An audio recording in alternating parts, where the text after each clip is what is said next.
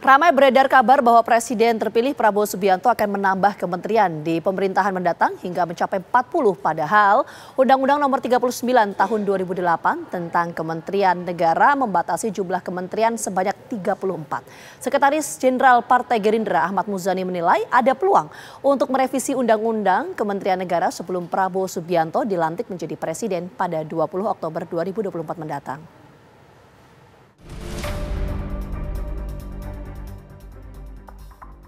Sekretaris Jenderal Partai Gerindra Ahmad Muzani menilai ada peluang untuk merevisi Undang-Undang Nomor 39 Tahun 2008 tentang Kementerian Negara yang membatasi jumlah kementerian sebanyak 34 sebelum Prabowo Subianto dilantik menjadi Presiden pada 20 Oktober 2024. Muzani berpendapat Undang-Undang Kementerian Negara seharusnya bersifat fleksibel dan tidak membatasi jumlah kementerian. Karena setiap presiden punya masalah dan tantangan yang berbeda. Itu yang kemudian menurut saya Undang-Undang Kementerian itu harusnya bersifat fleksibel, tidak terpaku pada jumlah dan nomenklatur. Berarti ada dorongan untuk revisi itu dari Gerindra? Ya, mungkin revisi itu dimungkinkan. Berarti sebelum nanti penentuan? Ya, revisi itu bisa sebelum dilakukan.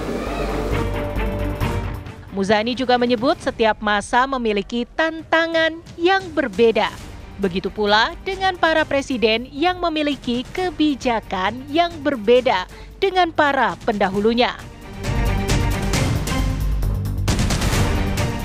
Undang-undang tentang kementerian itu kan di satu sisi membatasi bagi presiden terpilih. Sementara presiden terpilih dalam 5 tahun kepemimpinan yang akan datang punya tantangan dan punya policy yang berbeda. Apakah nomenklaturnya akan diubah, ditambah atau digantikan, itu saya tidak tahu. Tapi masalahnya nomenklatur dari pemerintahan itu selalu berbeda dan tantangan programnya juga berbeda. Itu yang menyebabkan saya kira hampir di setiap kementerian dulu dari Ibu Mega ke Pak SBY juga ada penambahan atau ada perubahan. Dari Pak SBY ke Pak Jokowi juga ada perubahan. Dan apakah dari Pak Jokowi ke Pak Prabowo juga ada perubahan, itu yang saya belum. Akhir-akhir ini memang ramai beredar kabar bahwa Presiden terpilih Prabowo Subianto akan menambah kementerian di pemerintahan mendatang hingga mencapai 40. Wakil Presiden terpilih Gibran Rakabuming Raka mengakui wacana masih terus dibahas dan belum menjadi sebuah keputusan. Salah satu kementerian yang disiapkan untuk dibentuk adalah kementerian yang akan menangani makan siang gratis. Yang kementerian yang dipisah itu juga yang untuk menangani makan siang gratis itu sih. Oh, kemarin sempat dibahas itu. Tapi tunggu dulu ya, tunggu dulu. Kemarin sempat dibahas. Seberapa urgensinya sih Mas untuk makan siang gratis? Kenapa harus dibuat kementerian sendiri? Ya, karena melibatkan anggaran yang besar.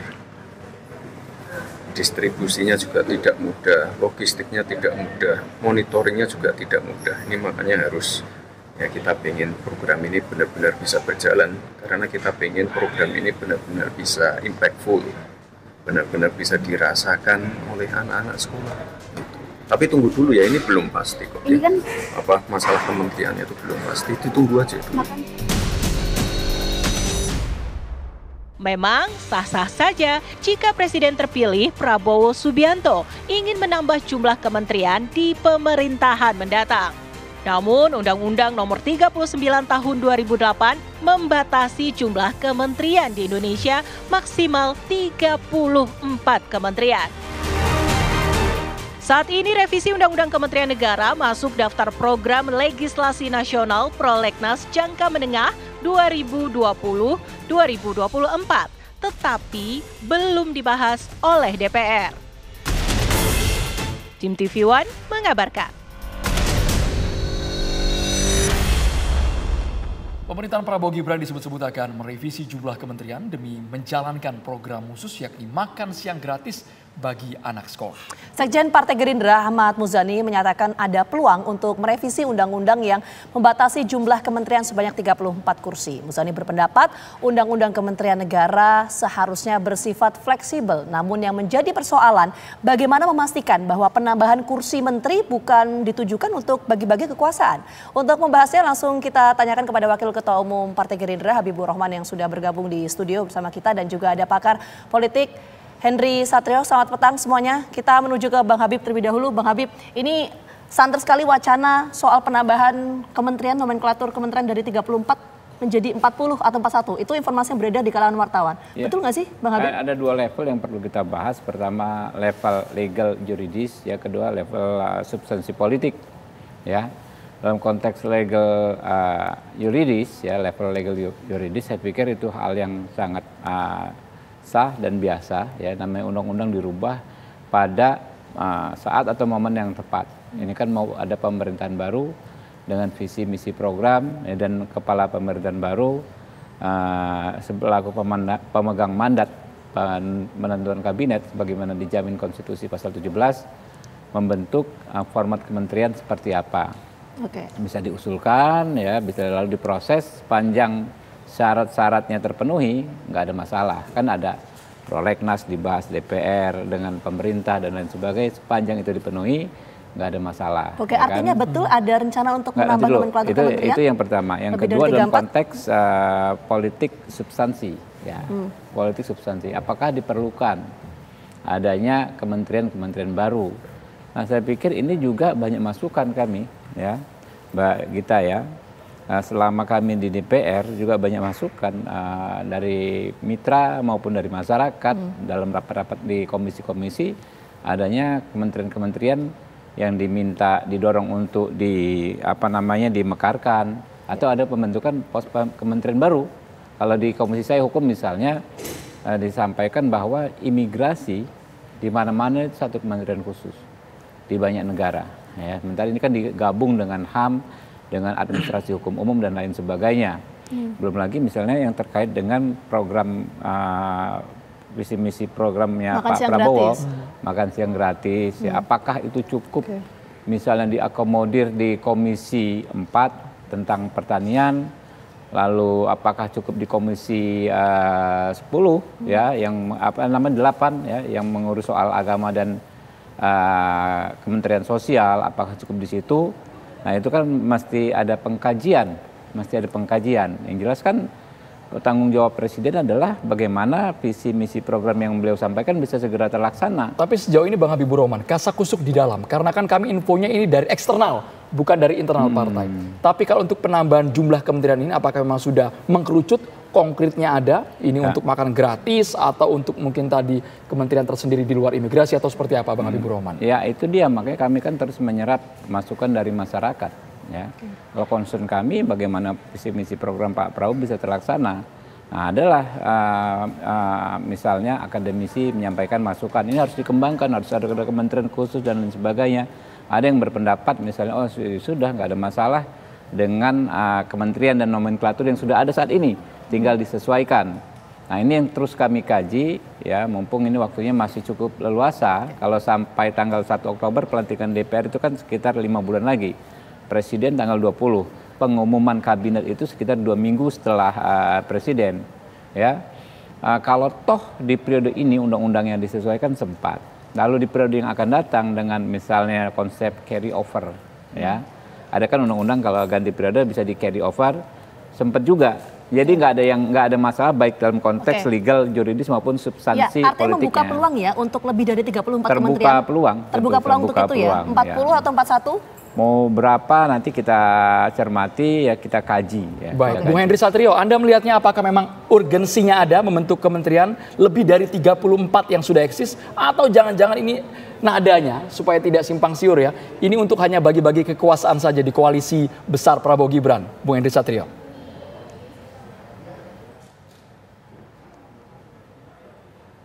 Mas Ensat, boleh di-unmute terlebih dahulu?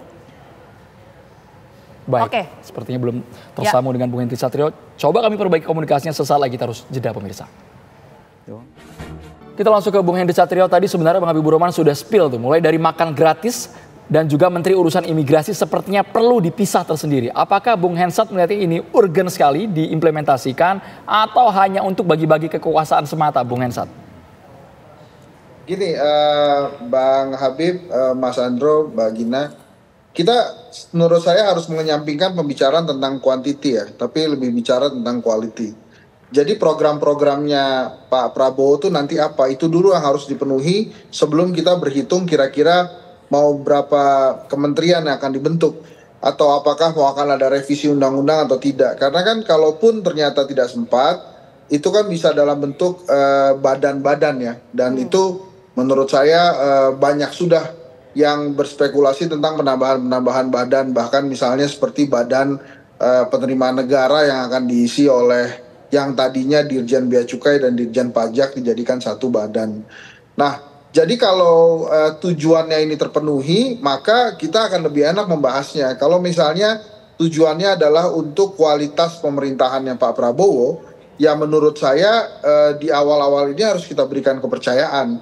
Tapi kalau kemudian tujuannya adalah mengakomodir kepentingan politik, nah ini maka jadi debatable gitu. Kenapa? Karena tujuannya dikesampingkan. Tujuan dari pemenuhan janji-janji kampanyenya Pak Prabowo ini jadi di nomor 2 kan. Nah yang penting adalah semua yang mendukung mendapat jabatan. Nah itu menurut saya akan tidak tepat nanti ya. Dan saya yakin Pak Prabowo mestinya tidak ada tendensi ke sana.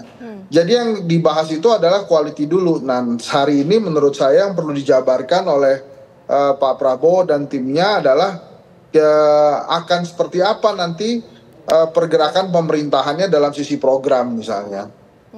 Saya menyoroti selain makan gratis misalnya IKN ya. Apakah ini perlu juga dibentuk badan otoritas sendiri atau kementerian yang ngurus IKN? Karena nampaknya Pak Prabowo juga saya dengar ya desas-desusnya akan menugaskan Mas Gibran di IKN.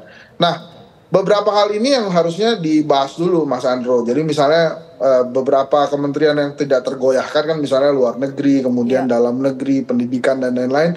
Nah, itu harus dibahas dulu kemungkinan-kemungkinan tujuan programnya Pak Prabowo. Nanti baru kemudian makan gratis ini perlu satu kementerian tersendiri atau badan saja. Terus kemudian seperti yang tadi disampaikan oleh Pak Menteri Habib itu tentang imigrasi ya.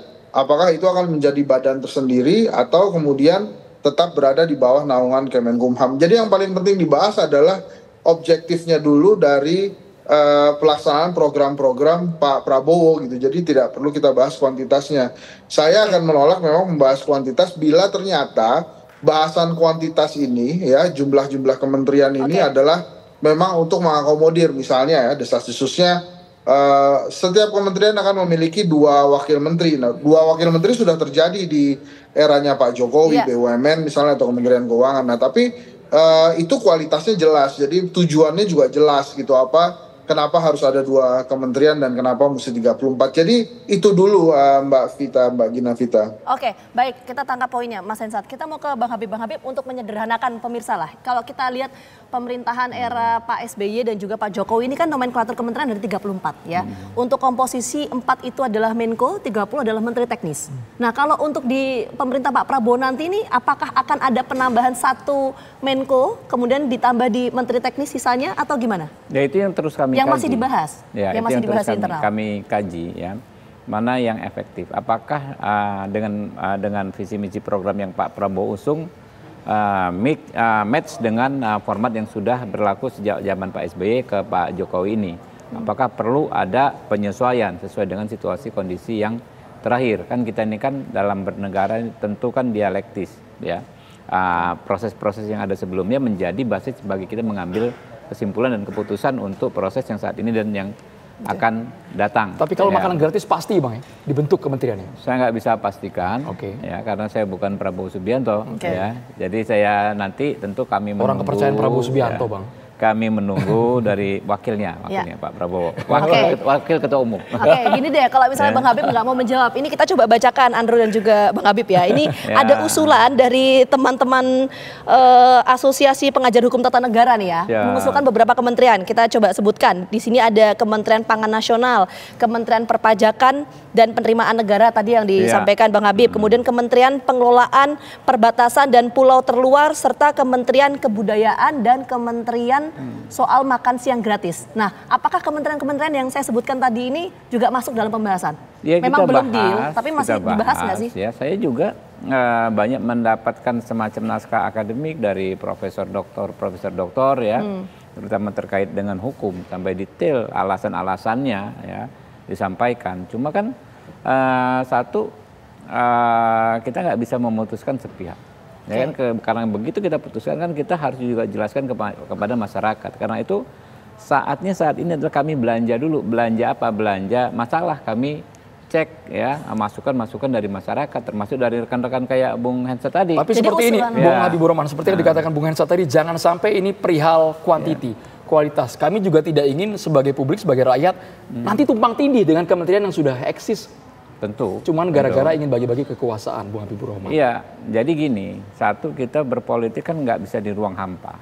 Kami harus jujur, saya juga harus jujur ya. Kita nggak boleh berpolitik di ruang hampa seolah-olah mengakomodir itu sesuatu yang salah begitu saja. Tapi kan baru salah kalau hanya berhenti di situ. Kalau hanya kita berpolitik hanya mengakomodir, tapi tidak relevan dan tidak berkaitan dengan tujuan jangka panjang kita.